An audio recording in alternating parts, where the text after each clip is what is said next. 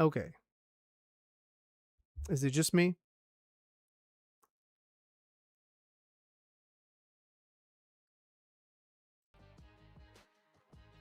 Okay, I turned some music on. Let me know if this is better. Turn it up just a little bit.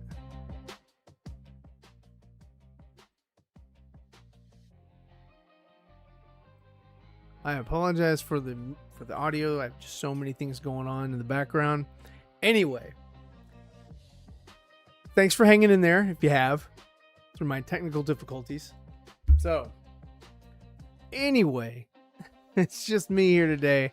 Hence why there were so many technical errors. But I think we're good.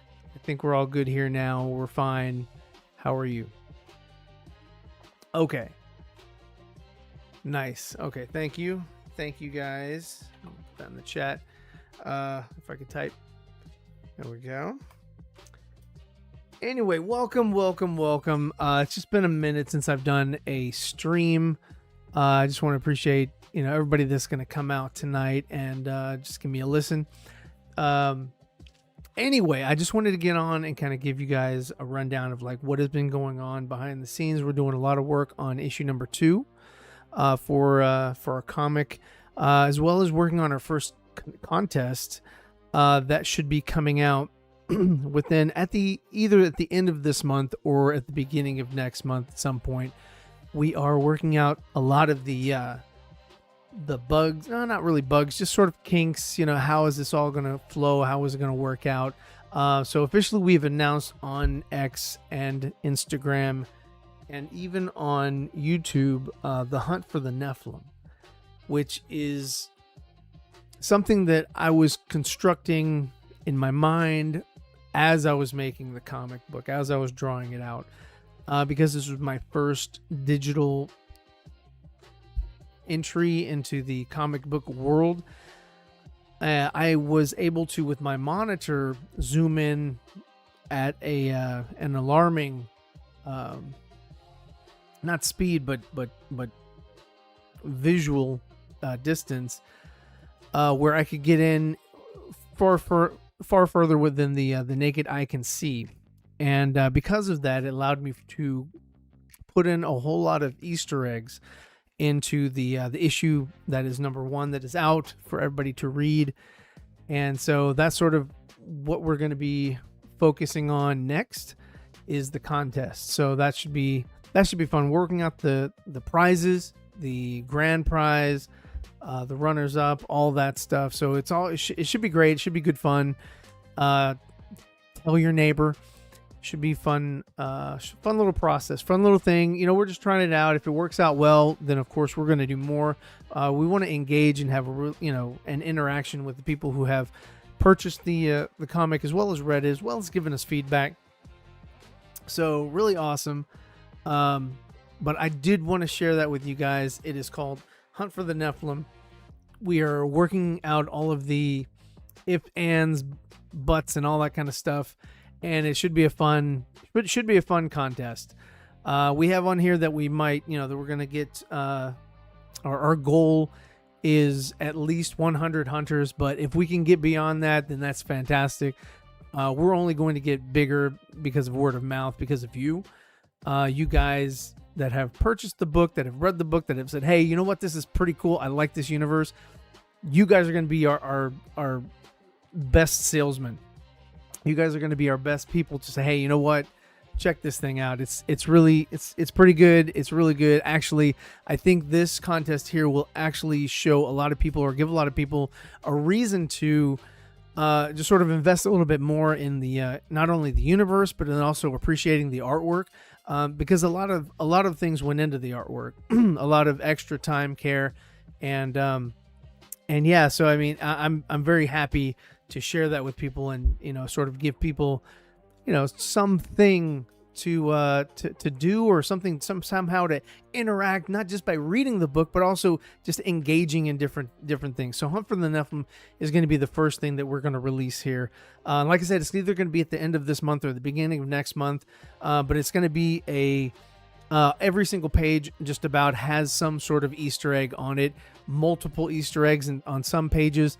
And we're just sort of doing kind of like a scavenger hunt / Where's Waldo, where you find these different things in the book. And you can say, hey, you know what? That's something that I missed before. My first read, I didn't see that. My second read, I didn't see that. Hopefully on my third read, I saw a couple things. So, but what we want to do is sort of, kind of give everybody an appreciation for the book that they already have, the book that they've already purchased, and just sort of, go back and enrich that experience again. Just say, oh, wow, I didn't notice you did that. I didn't notice that extra layer or that extra thing was there. And that's kind of where we're trying to, go back and say, hey, you know what? Give us another look. It might have been a fun read, and it may have been, pretty quick read, but, go back and appreciate a little bit more, because we put a lot of extra effort into certain things. And I've demonstrated on X. I posted a picture on X today that kind of illustrates that. So I took the first page of the comic and I said, hey, you know what? Let me show you all the Easter eggs. Well, just about all the Easter eggs on the front page. And so I circled them. I said, hey, this is kind of what we're looking at. This is kind of what we're wanting to do. But this is basically on almost every single page of the comic. There's something, typically or usually, from either some form of pop culture that you have most likely been exposed to, or at least know about it. So pretty cool stuff. And so yeah, we're heavily excited about that. We think it's going to be really fun and engaging. And yes, there will be a grand prize, and there will be runner-up prizes. So we are going to have more than just one winner, but that winner is going to have some really cool stuff. And we set aside a lot of cool things for the other winners as well. So should be a fun time had by all. And if anybody has any questions about the contest, you can certainly ask me while we're on the live stream. I'll probably bring it up again. But on the screen itself as well, I have that the digital PDF is available. It's available in two places. It's actually available on the website. If you go to ZeeverComics.com, and you can pick up a digital copy there.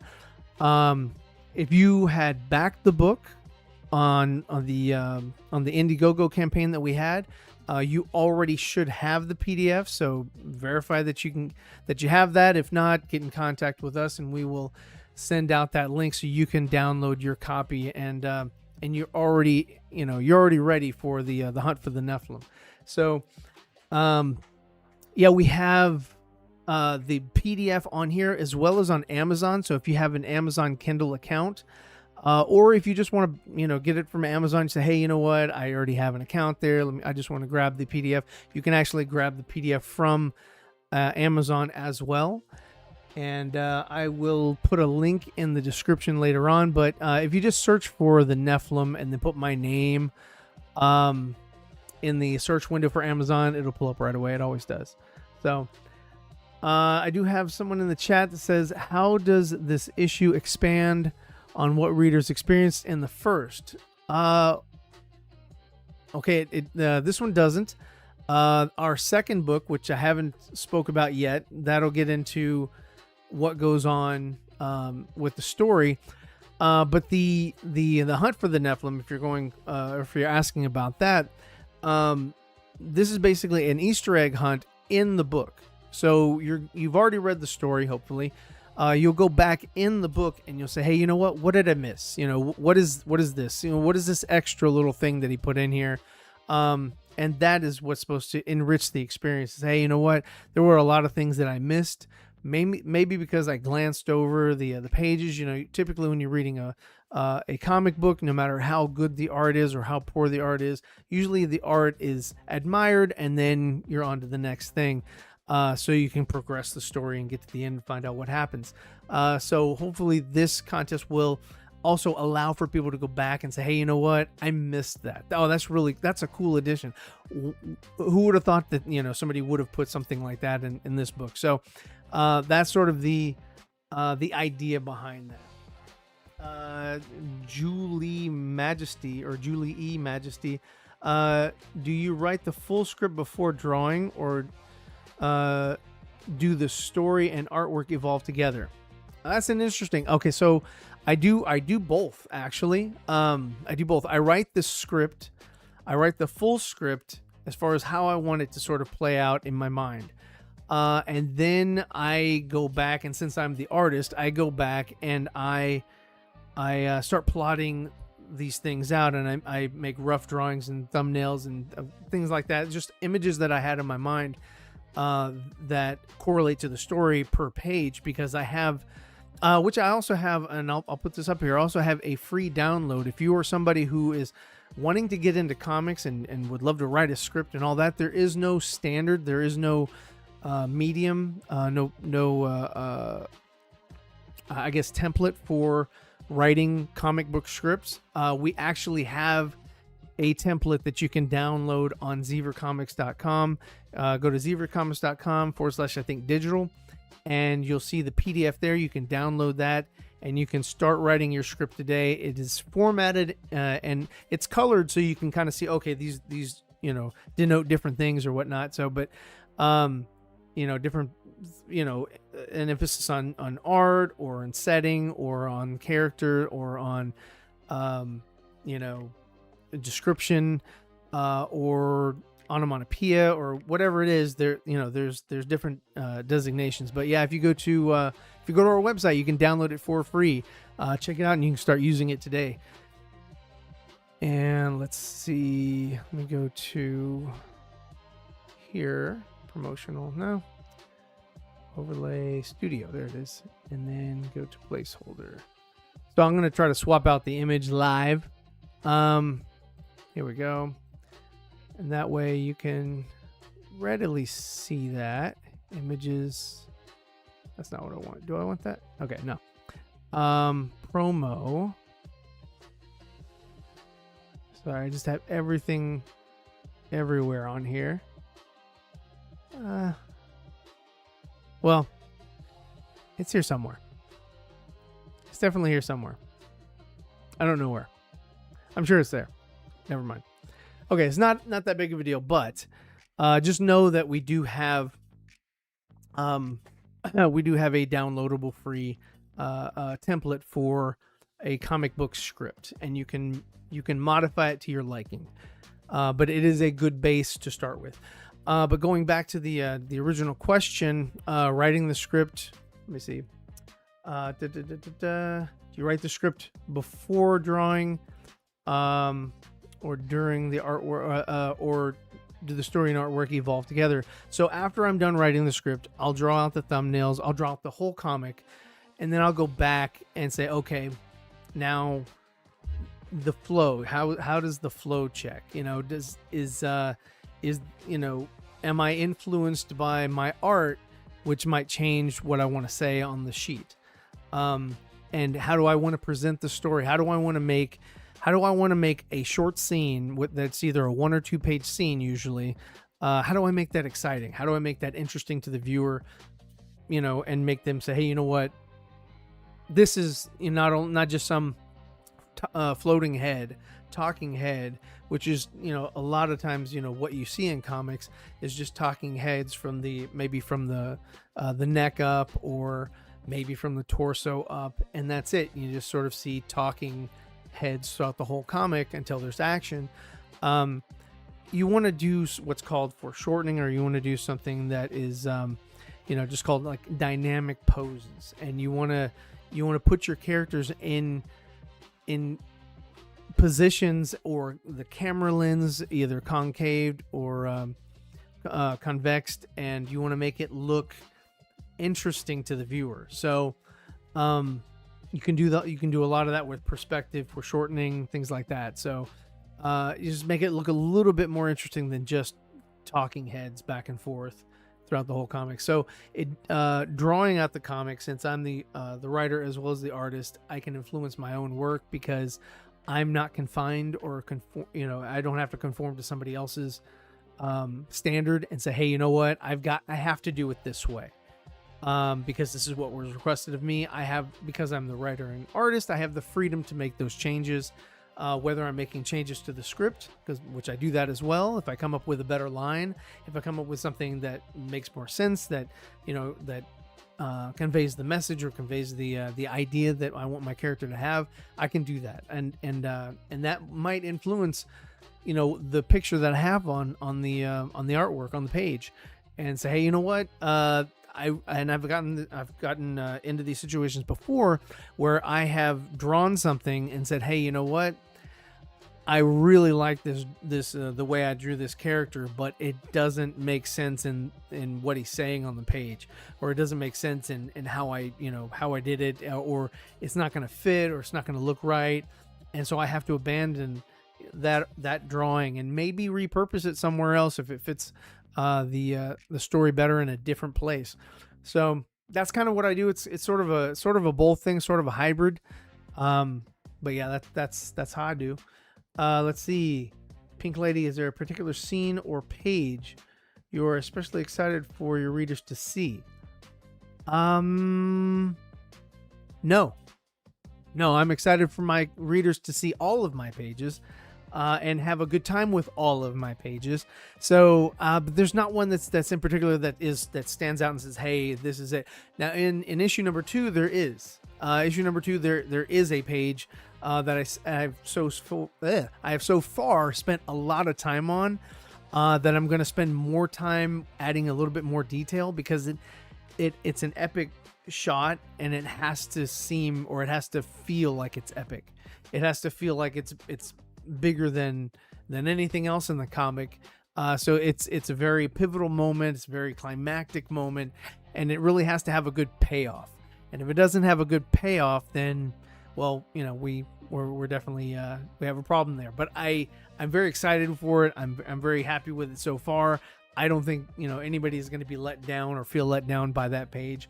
But in issue number 2, yes, I do have a page that I want everyone to see, and I do want to get reactions from everybody who does see it. So that's a good question.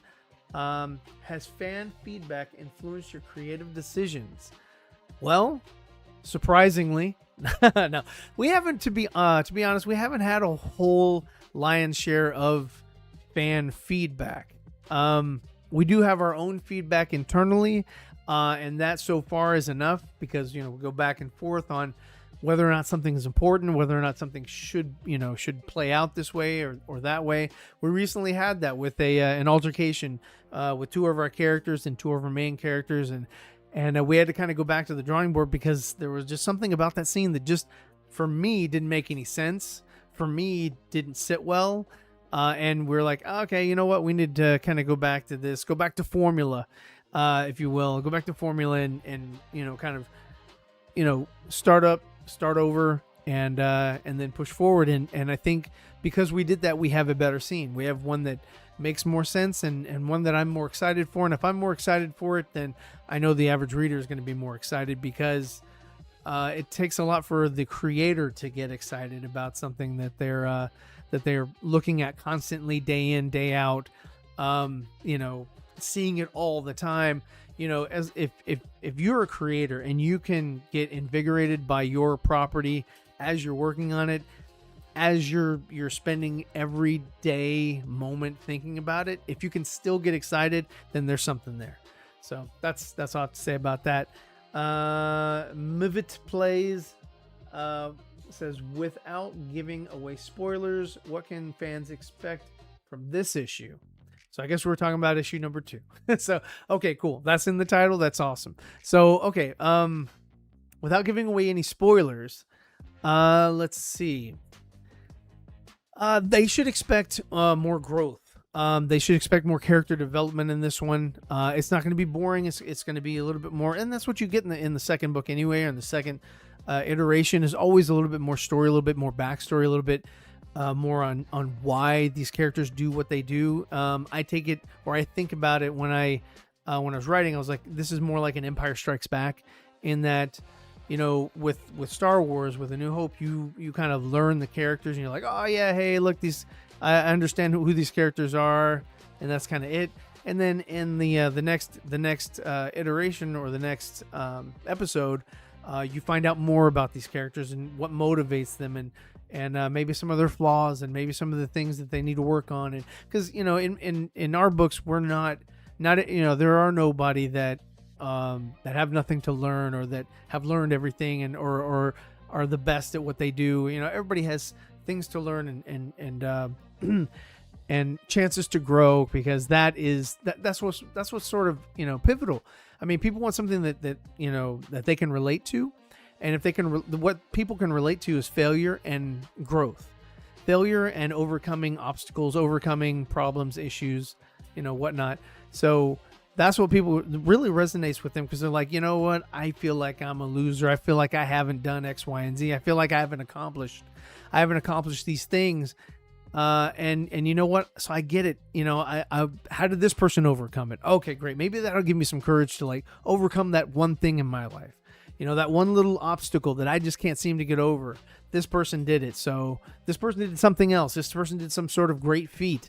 So I can sort of plug that into my own life, and the one issue that I'm having or struggling with, you know, I can overcome that, and that'll embolden me to, you know, to be better, to be stronger, to, you know, to overcome the obstacles. So that's always what we want to, you know, see for, and look for and everything. And we'll get into that when we start talking about Supergirl, because I did watch that movie, and you know, there are a lot of people that have talked about it, and that's just definitely something that, you know, I've seen from the past couple of years about these movies. It's that they're missing, or they're lacking that sort of theme, which is why a lot of people can't really root for, you know, these superheroes or whatnot, because they're not put in front of obstacles that they have to overcome. Their situations are just not, they're not relatable, number one, but they're also, it comes with no challenge. It comes with no, there's no real reward for struggling to, and then overcoming whatever obstacle or problem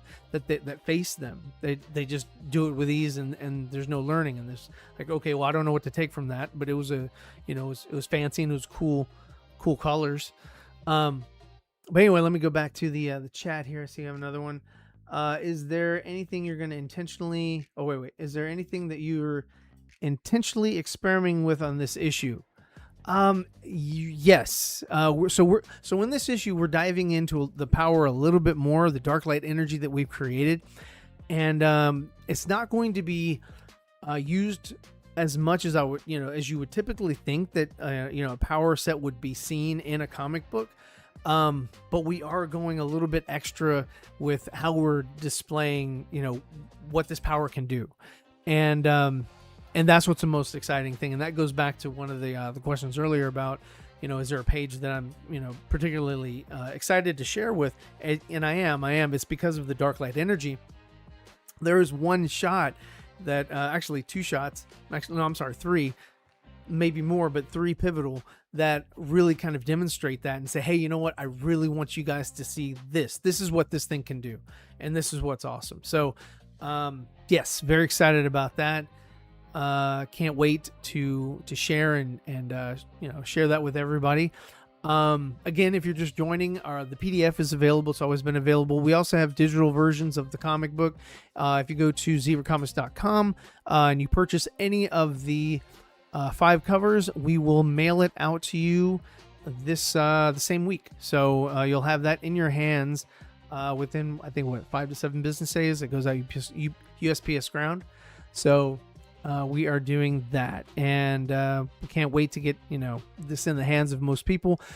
We do have another announcement to make. I didn't make a graphic for this, but we're actually our comic is in a comic book store.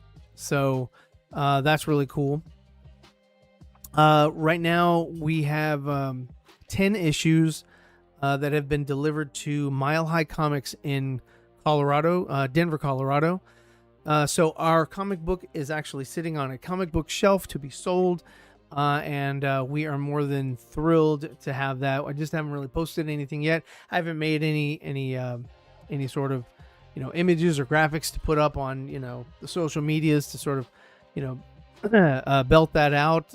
But I thought, hey, you know what? It is something that happens, so let me just go ahead and say it on stream, so at least you guys here can hear that. My comic book, our comic book is on comic book shelves. So that's actually really cool. And we have a couple more deals that we're trying to work out, and hopefully we can get more stores. So that'd be really cool. So, oh no, I see Rob Ford says, congrats. Well, thanks. Couldn't have done it without you wonderful people out there, especially you. So it's very awesome that we are able to have that physical copy in a store. It's awesome as well to have our comic on Amazon. So if you have an Amazon Kindle account, you can download that for free. If you haven't, I think it was like a Kindle Unlimited. If you have a Kindle Unlimited, go read the comic for free. So if not, you can purchase it on Amazon.com for your Kindle and read it. If you don't have a Kindle and you still would like a PDF, man, head on over to ZeeverComics.com and download your PDF there. The more that we can get this out there, I think, when we've had nothing but fantastic remarks about the book, about, number one, the artwork, number two, the story, number three, the quality of it. So far, I mean, we've hit something, and I think we've struck gold with this book. We've definitely struck gold with this book. You guys are going to say, hey, you know what? This is a character I can get behind. I've had nothing but compliments about his overall appearance, his look, the color scheme, the emblem, the logo. All this have heard nothing but good stuff about it, and I appreciate that. If there's any constructive criticism, I'm more than welcome. That's more than welcome to me. It's great, but it's also nice to hear that people do appreciate what you've made. So, that being said, also I wanted to touch again on the Hunt for the Nephilim. It is our first contest we're holding, and it is in direct relation to the book. So definitely getting a PDF is going to put you leaps and bounds ahead of the curve, because it is a contest. It's not a sweepstakes. You have to be the best to get the best. And like I said, there will be grand prize winners, and there will be runner-up prizes for our contestants. Because we do know that, nobody wants to invest in something and then walk away with nothing. So we definitely want to make sure that you guys are taken care of and you guys get some cool swag at least. And by the way, guys, hit that like button. It really helps us out, especially on a live stream like this, especially with the not having a huge online presence, a huge live stream presence. It definitely does help. So if you hit that like button, I definitely would appreciate it. If you share, hit the share button. That's even better. Share the button, copy the link. You know what? You don't even have to share the link. Just copy the link. YouTube will think that you shared it. YouTube will think that you shared the link, and they're like, "Oh, that must be pretty good." And but if you do share the link, that's even more. That's awesome. That's 10 times. But if you don't share the link, at least copy the link and trick YouTube into thinking that this is pretty awesome. So, here's another question. Let's see, if you could revisit one part of your first issue, what would it be and why? If I could revisit it, the thing that I would revisit.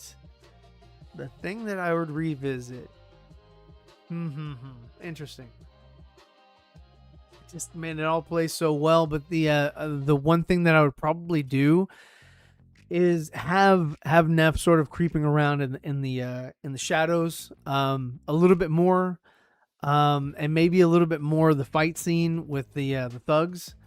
That's what I would revisit that. I'd probably add a little bit more versatility with the grapple, because I do still want to show that he's sort of a one-trick pony, doesn't really know how to use his powers very well, so I don't want to give him his whole arsenal.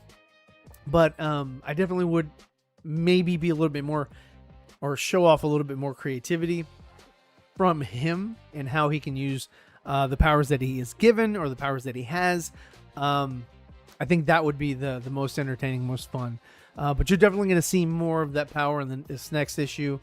And like I said, I can't wait to show you guys that. Let me see. And next, the next thing that's going to happen is we are going to Bell County Comic-Con. So if you are in the Bell County area, I guess Temple, Texas, it's going to have all these people here. You see their names going by. It's pretty awesome. So we're going to be there, and we'll be in Hall F. And we're going to have our The guest announcement that should, I think that's me. I think the guest announcement coming soon. I'm letting you guys know right now. I'm right there. I'm right there, and that's what's up. So, but anyway, so yeah, we'll be in Hall F, and we'll have our booth, and we'll have our comics and our posters and our shirts and our 3D printed items, and all these people here, Lou Ferrigno, all them. Yeah, they're gonna be Sergeant Slaughter, all them. Yeah, they're gonna come over and hang out, and we're all gonna have a great time. But yeah, so that should be for August 1st and 2nd, this year, of course, and we'll be there, and it's going to be, should be loads of fun. So I cannot wait. Cannot wait to do that. That should be pretty good. It's a Friday, Saturday. The last one we did was, Comic Palooza, and, that was, last month, right? Yes, that was last month, and that was a great time. We had a good time with that, and even at that one, we got this goal over 100 copies sold, and that was amazing. That was so fun to have a whole bunch of people come out and support us, and then come back out the following day and bring somebody else to get a book as well. That was always cool to sort of live through. But yeah, we have we have a lot of stuff. We have a lot of stuff coming out. Let me see. What else can I show you guys? Oh, yeah. So my little... No, that's not it, is it? That's not it. That's not it. Here we go. We're going to go here. Promo. So, got that. Here we go. Open. There we go. There we go. So the next thing that I wanted to share with you guys, of course, is the cover. Now this is the first cover of hopefully many of issue number 2. So this one here is drawn and colored by me. So as you can see, it looks very similar to the ones down below a little bit. But again, I attacked it my own way. I did it my own way, and it sort of has that Mask of the Phantasm, Star Wars Episode 1, Batman the Animated Universe, Spider-Man, promo picture, He-Man, just all that, just boom, right there. It's just that's what it is. That's my childhood right there. So, very cool stuff. Very cool stuff. Let me go ahead and bring the image of it in. Hold on one second. Let me drag this over here. And I will bring it up and you guys can see a better look at it. Better close-up shot. And I'll kind of go over that a little bit. Covers, issue number 2. Boom. Wait, what size is that? That's not it. I'll do this one. Okay. Bam. Okay, so I'm going to put it over here on this screen. You see my cursor? Okay. And can you see my cursor? Yeah, you can. Okay, so yeah, so here it is, a little bit larger. Let me zoom in a little bit more. Let's see. Was that it? Hold on. Can I? Yeah, there you go. There you go. This one's it. Wait. Okay. I didn't do a larger version of the final one, but that's what it's gonna look like right there. Oh, right there. So I can zoom in a little bit. It'd be kind of fuzzy. It's kind of fuzzy, but that's only because this was a something to put online. But look at this. Look at that lighthouse down here. That's pretty cool. The police. What do you call it? Drone. So I have a drone here and a drone here. Can I drag it? Yeah, I can. Okay. And then our villains, mask in the back. And yeah, it looks pretty cool. And then the propellers. If you look at the propellers, oh man, that took me a little bit to get right, but I think it looks pretty cool. And then of course the lights that are on there, that's pretty cool. Okay, so this is the kind of stuff when I'm talking about, like, the detail that I put into these things. It's like, even though this is the size of the comic or whatever, you can always zoom in and say, oh, you know what, there's a lot going on in the buildings. The buildings look like you can sort of see in them. Look at the lighthouse lights, got some stuff on there, the bricks. You can see the lights at the top of the inside the rooms. Look at this guy over here. Look at, you can see the smoke coming, or the I guess the atmosphere, going through the light, and then of course the headlights, the headlight beams. So just all kinds of stuff. Those are the things that I think about when I'm coloring. Really cool stuff. Very, very much happy with the way that has turned out. Let's see. Let me go back to the chat. Hold on 1 second. There we go. Here we go. Okay, so I have yeah, that was Daffy Duck. I have what was the inspiration behind the new cover? Oh, okay. I guess I didn't read that in time, but yeah, no, the inspiration was just something very iconic, something very heroic. So, he's holding his hand in the air, and he's wielding his dark light energy, sort of, manifesting it, and just sort of saying, hey, you know what? This is I'm doing my best to control whatever this is, which is the dark light energy. So, but that's one of the reasons why it's sort of a focal point of this, the cover of this one, because in the book there's something that goes on with the power and all that, and you'll find out a little bit more about that, and there's just so much more. There's so much lore that we need to get into that we haven't even touched yet. We haven't even scraped the surface of the lore that we've created, the world building that we're doing. Heck, to even show you guys something. Let me see. I think I can do that. Hold on 1 second. Let me look on here. Here we go. Oh, let me turn this on. Let me show you guys some stuff. You guys are going to see some exclusive stuff, hopefully. Let's see. Okay, so we're not showing. Hold on 1 second. I'm trying to get my other screen going. Oh, okay. Okay, cancel. Alrighty. And then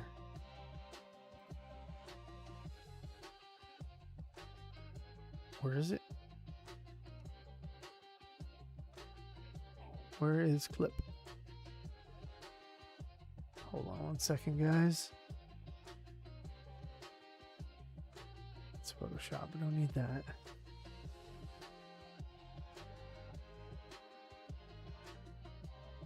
Close out a clip. Can I close out of it? Close window.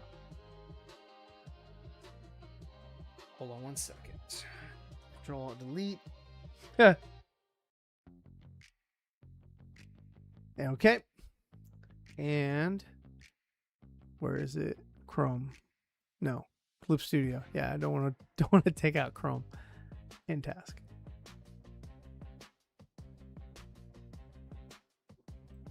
Interesting. Okay, good. It's gone. Okay, cool. All right, so let me open it back up. Open OBS back up. Okay.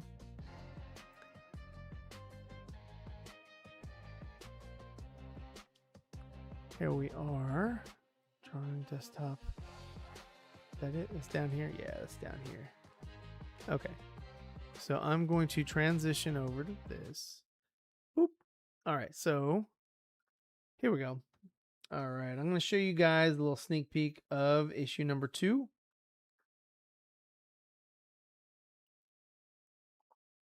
And so far, there it is.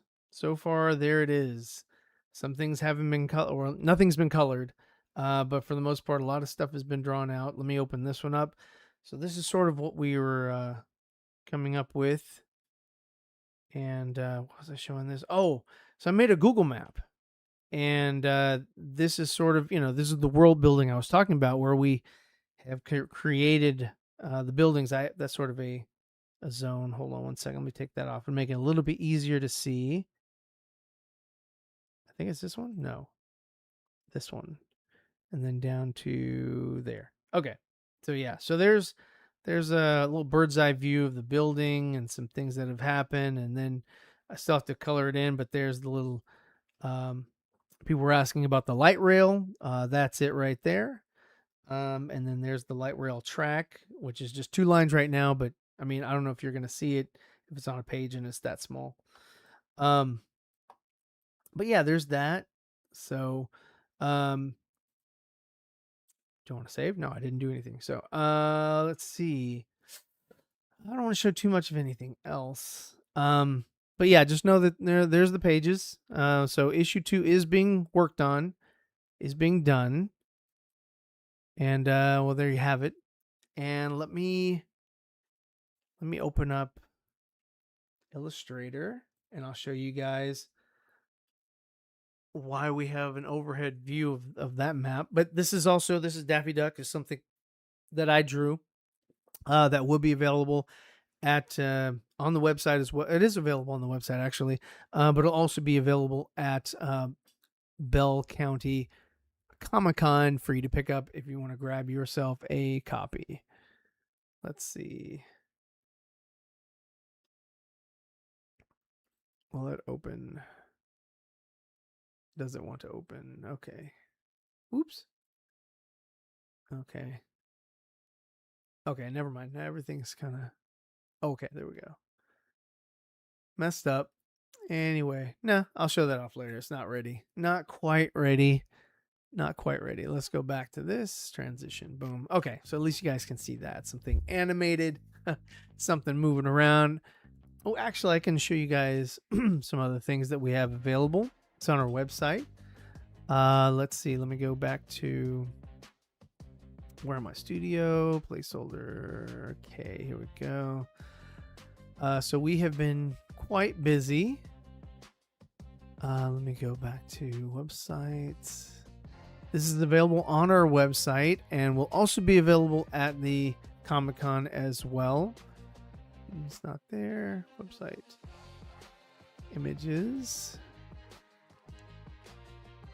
And I guess that's not it. Okay.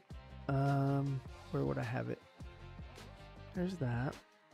Oh, and there it is. Okay, cool. So there we go. We have our Mario Tron poster, which is sort of influenced by Disney's Tron, as well as, of course, Super Mario. So it's our Super Mario Brother poster that is sort of Tron themed.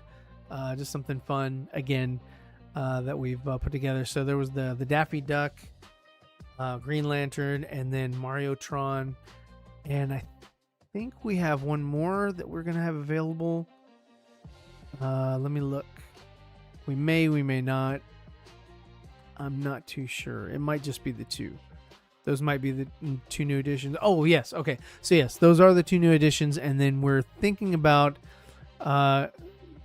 bringing 10 of the Nephilim posters. So the Nephilim issue 2 posters as an exclusive that you can get at the Comic-Con. So we're thinking about doing that. Not quite sure. Images. Is there anything in here? No. No, absolutely nothing. Okay. Cool. Let me go back to what was up there earlier. Oh yeah, the... Let's see, website, Zever, promo, bam, this one. That one was on there. Okay, cool. So we're back. Boom. So we're back. And let me see if there's any more questions that you guys have for me. Let's see, great artwork. Thank you. Let's see.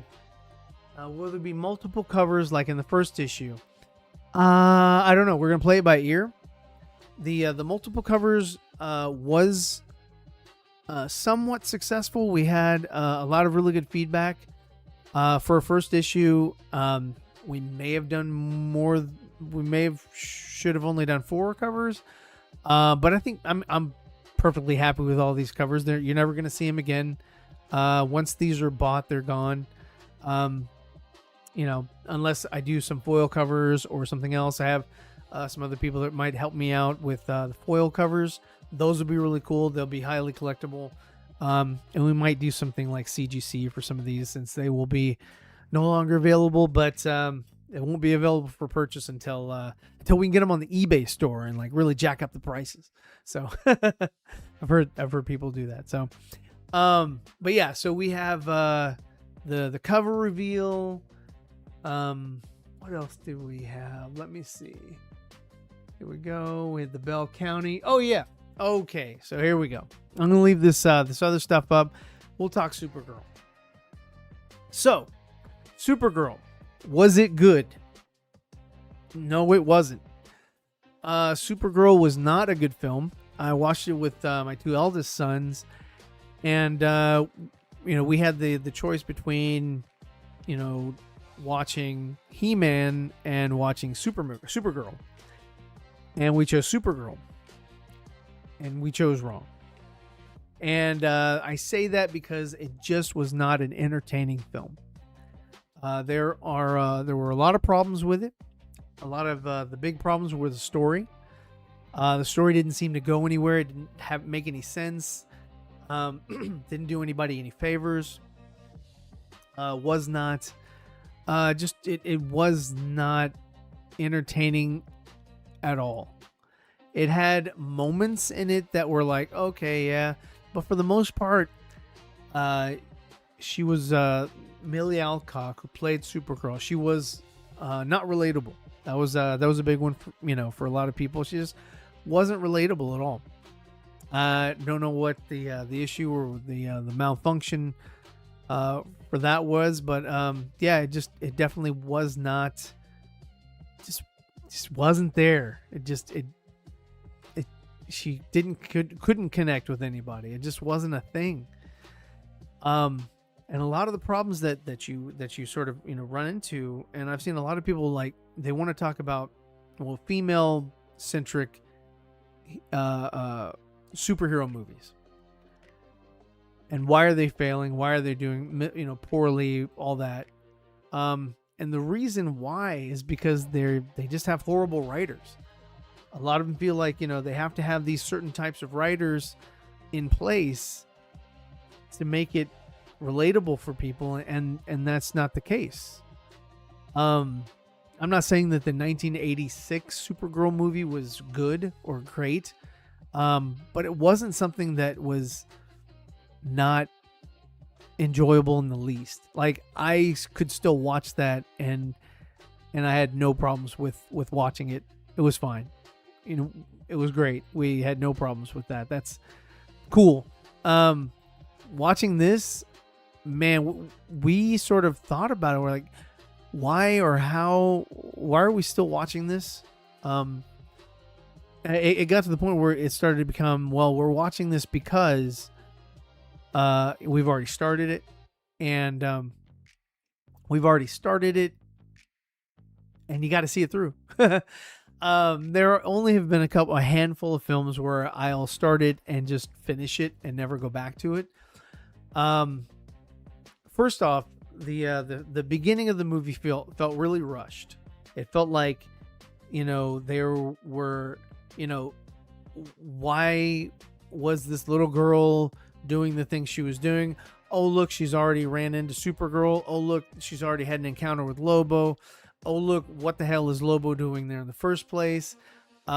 His character was very replaceable, deletable. You didn't have to have him in the movie at all, and the movie still would have played the same way. He should have been the one to do the thing at the end that Supergirl did, which she shouldn't have done, because she just gave a speech on not to do something, but then she did the one thing she told the other person not to do, so that was very hypocritical. Excuse me. It was just not a good film. It was not enjoyable on like any level.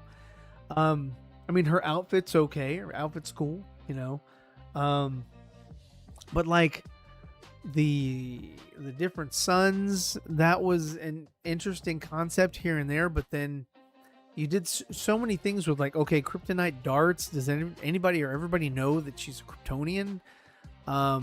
There's a kryptonite sun somewhere. This kryptonite sun, that doesn't make sense. Kryptonite's a crystal, so not quite sure it's a meteor. Not quite sure how it's a sun.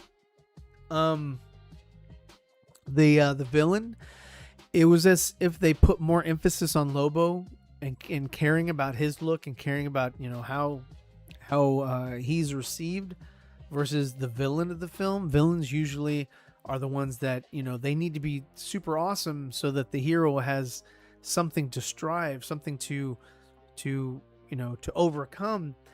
And there really isn't anything here because he's a weak villain. He's an easily beatable villain, which is the reason why he's in this film.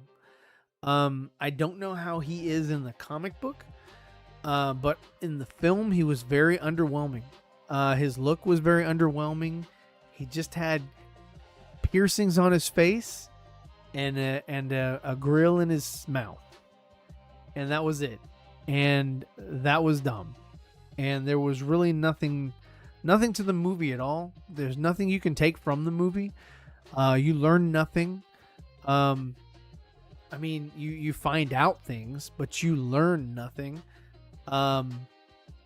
It just doesn't really have a whole lot of there's nothing to edify a viewer. It sucks. The movie as a whole just sucks. There you go. Here. All right, here we go. We'll just make it bigger. So you're not seeing a whole lot, but look, here we go.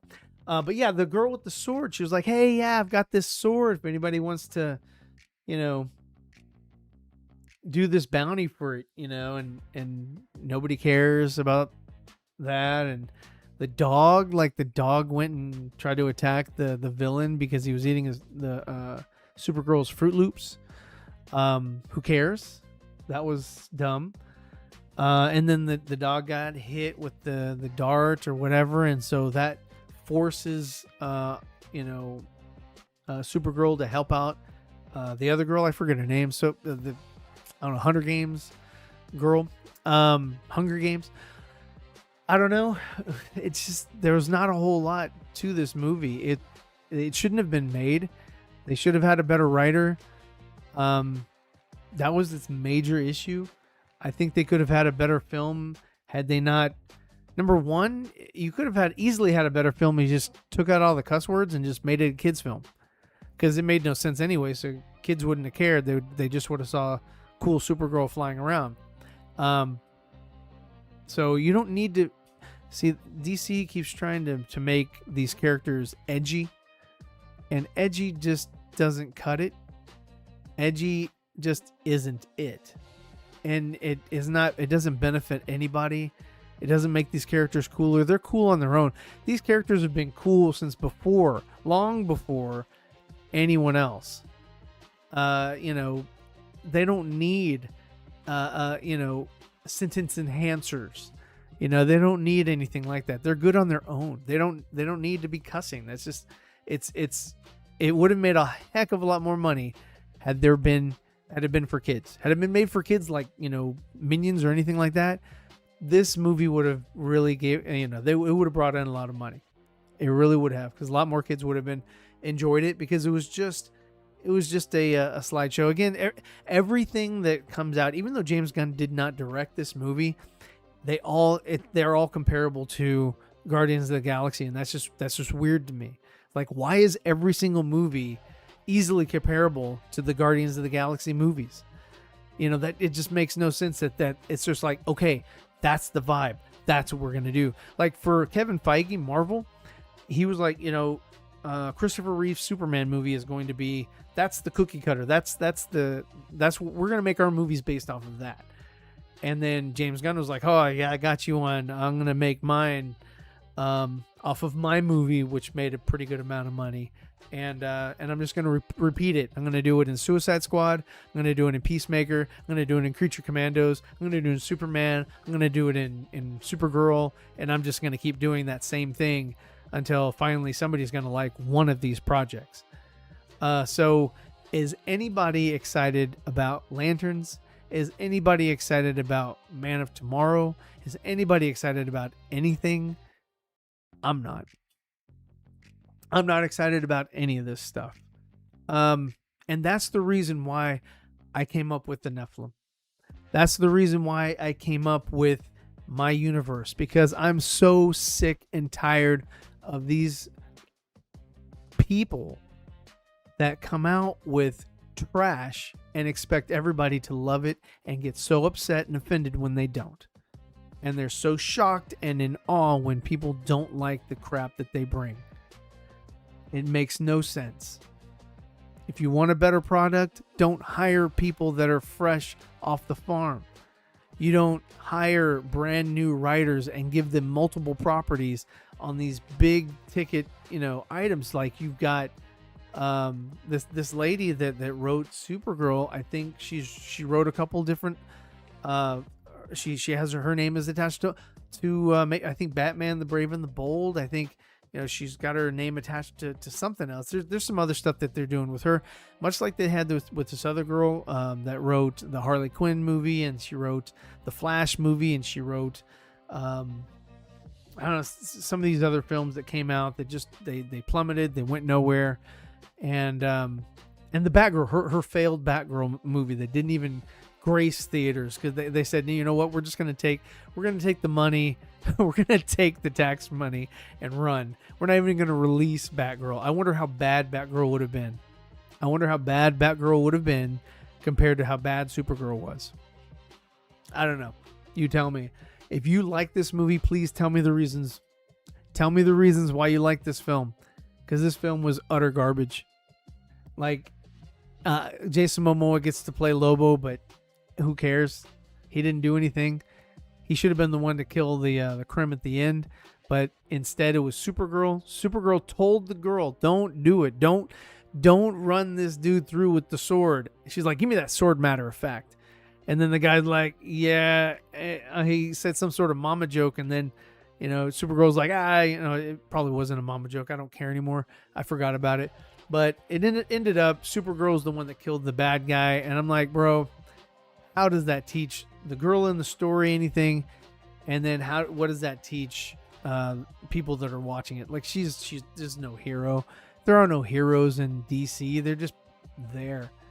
They're not flawed. They're just foul. They're not flawed. They're foul. That's actually, you can use that. But yeah, there's really not much that I can say that's in the positive direction. They have good costumes. Lobo and Supergirl. The little girl in the back really doesn't. She looks sort of like she belongs in Lord of the Rings, but isn't. So I don't know. Sort of sci-fi Lord of the Rings. I don't know. Crypto, kind of getting bored of Crypto, fake dog, all that. But yeah, visually it was nice, but I mean, it made no sense. It made zero sense to me. There was a lot of things where I was left with a question on my face, and no one there to answer. No one there to answer my questions. Nobody that could fill me in. I looked online. I saw people that were like, yeah, I like Superman, the movie that just came out last year, but I just can't get on board with Supergirl. And then I saw somewhere like, yeah, I really didn't like either one of these, which those are the people that are saying to me. And then there were a few that were like, yeah, no, I love Supergirl. I don't understand why it got so much hate. And those are the people that don't really need to be reviewing movies because they obviously don't understand storytelling and how to do it. So, or how to read it, or how to recognize it, or how to, apply it to, any other movies. I don't know. Follow the only thing they got from the hero's journey was the hero rejects the call to action. That's the only thing that they got. That's it. The hero rejects the call to action. So, I don't know. Other than that, just wasn't entertaining to me. Could have been better. Could have been a lot better. It should have been better. It should have been a lot better. But I think the people that are employed don't know how to craft a film, don't know how to craft a story, don't know how to keep the attention of. And it's not just solely on the writer. A lot of it is on the writer. 90% is on the writer. But another piece of it is the director, and another piece of it is the editor. An editor can make or break your film. A good or bad director can make or break your film. A writer can make or break your film as well. So it takes all three working in consort. But the person that they have writing these movies, these big tentpole movies, is somebody that doesn't have a lot of, just a lot under their belt. And because they don't have a lot under their belt, you should not. This is sort of their movies like 10 years from now will probably be better than whatever this is. You need to get those people. You need to get some veterans in there, some people that know how to write this stuff. If you want to make a good universe, if you want to play it on the cheap, because it looks like you're playing it on the cheap, then keep giving us this, and we'll keep saying, hey, you know what? What's next? I mean, already this stuff just doesn't make a whole lot of sense to me. They've got the Batman coming out, but then the Batman of this DC universe can't have a movie of his own because there will be confusion from fans, because apparently, Americans in the world are dumb and can't understand two different Batman, even though we had Michael Keaton and Ben Affleck and Robert Pattinson all in Batman costumes within that same time period. But for some reason still can't get over that. Still can't understand that. That doesn't make any sense to me.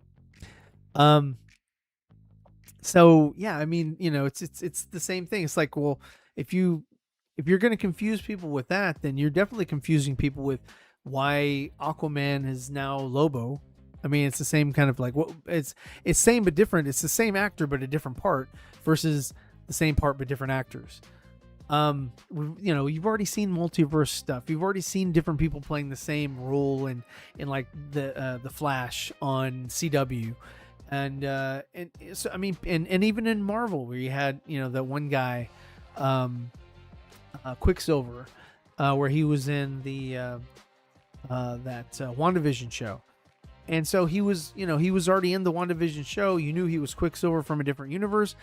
And so it was kind of like, okay, cool. So people have already been introduced to this kind of stuff. You're not gonna, confuse people having multiple Batmans out there. You should definitely, sink your teeth, make a Batman film and be done with it. Batman makes money. Batman's actually one of the easier ones to write because you don't have to think about physics and how strong this character is versus how strong this character is and what makes sense. Because there was even that one scene in this movie where she's in the bar, the big alien takes the sword from this girl and is like walking away, and then Supergirl all of a sudden is stronger than this huge alien, but yet she's supposed to be drinking alcohol because she's on a planet that has a red sun. So it's like, wait, how is she stronger, but she's also susceptible to alcohol because it makes her weak? That doesn't make any sense. That breaks continuity. That breaks rules. That it breaks all kinds of things. Just dumb. It's just dumb. So I think that a lot of these people that are making these films they're not really thinking about, well, how does this work? How does this all work? They're just like, no, we're just going to do it for the shot, shot by shot, that sort of shot by shot and exit a thought, you don't have to think after this scene is done, you can reset, because every scene is different. It doesn't really rely on the next one to progress the story or to make things make sense, because in this movie, a lot of things just didn't make any sense.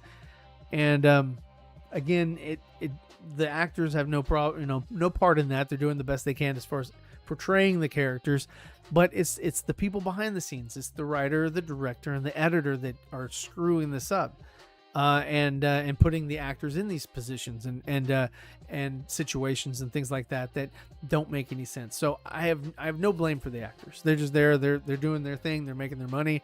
They're remembering their lines. They're delivering their lines. They're doing the best they can. Even the little girl, she was delivering her lines, doing the best she could.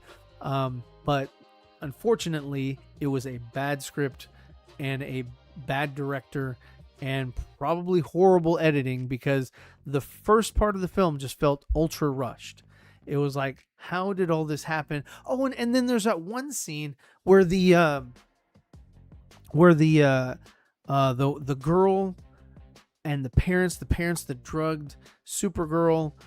There's that one scene where all of a sudden Krem runs into all of them and then kills the parents. And it's like, wait a minute, what? How was that so convenient? That was uber convenient for the people to just die. That made no sense to me. Make that make sense. Somebody make that make sense, where it's just like they're running around doing all these things, and all of a sudden everybody just kind of pops out in the right spot.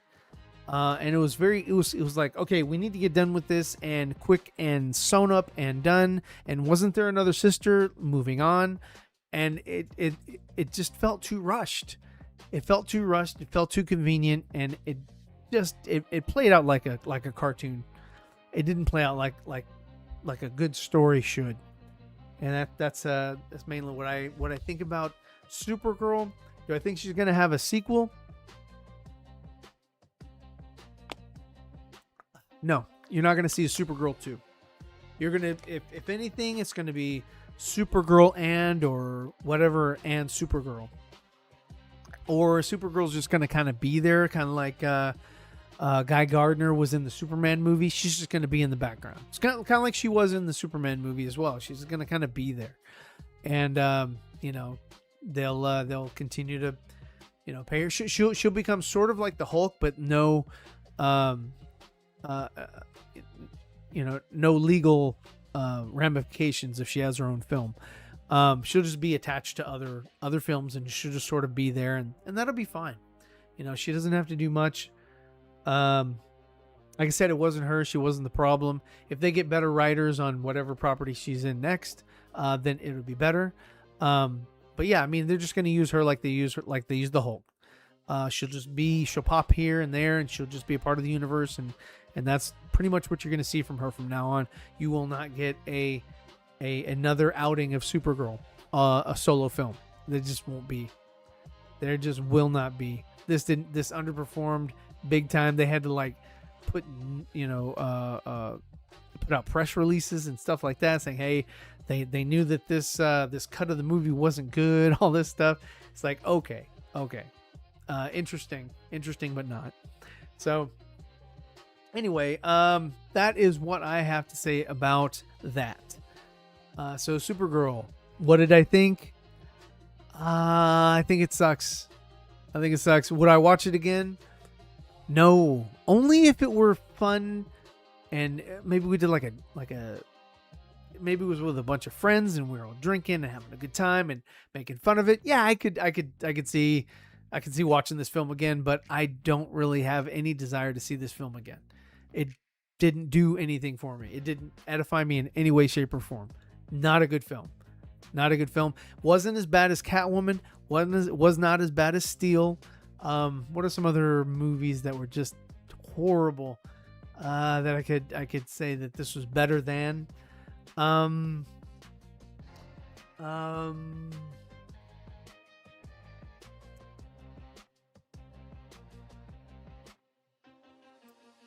Better than Morbius? Okay. What's another? It's stuff like that. Yeah, just really bad movies. Yeah, sure. Maybe on par with the second Ghost Rider film. I don't know. Just, it wasn't good. I would not recommend watching the movie. I wouldn't recommend anybody going to the movies to see it. Yeah, that's about it. So that's my review of Supergirl, Woman of Tomorrow. So we'll take that off the screen. Yeah, that off the screen too. Again, guys, we're going to be out at Bell County Comic-Con, and that'll be August 1st and 2nd. So check us out there. Hunt for the Nephilim.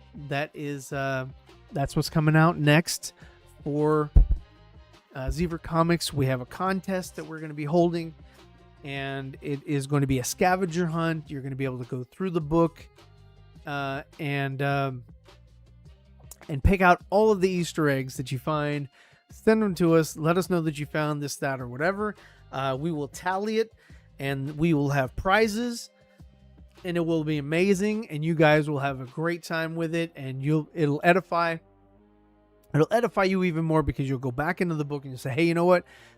Look at all this cool stuff that I saw that I didn't see prior. Look at all the cool stuff that I saw that I did not see prior. Guys, thank you so much for hanging out with me. It's been a little over an hour, but I did want to, hang out with you guys and, share with you what's going on. Don't forget to hit that like button and share the video. Subscribe to our channel. If you haven't subscribed to us, please subscribe to us. It really does help us out. Everything helps us out. Check us out on all forms of social media. Go to X and follow us there. Go to Instagram, follow us there. Go to TikTok, follow us there. And go to ZeeverComics.com. Check out all of the pages. We have some really cool stuff. Also, if you want to find out more information, let me just go here. I'll go to comics, go to characters, check out any of our characters, and we have a dossier on every single one of these characters. You can find out a little bit more about them. You can go through the list, and you can see who's who and what they're about, and even some characters that haven't been introduced yet. So there's that. But anyway, guys, thank you so much for stopping by. I appreciate everybody from the chat. If you have any questions, if you watch this broadcast, you get to the end, you have any questions, or just want to say, hey, what's up? Please let us know in the comments below. And thank you so much. We'll see you guys next time. Out.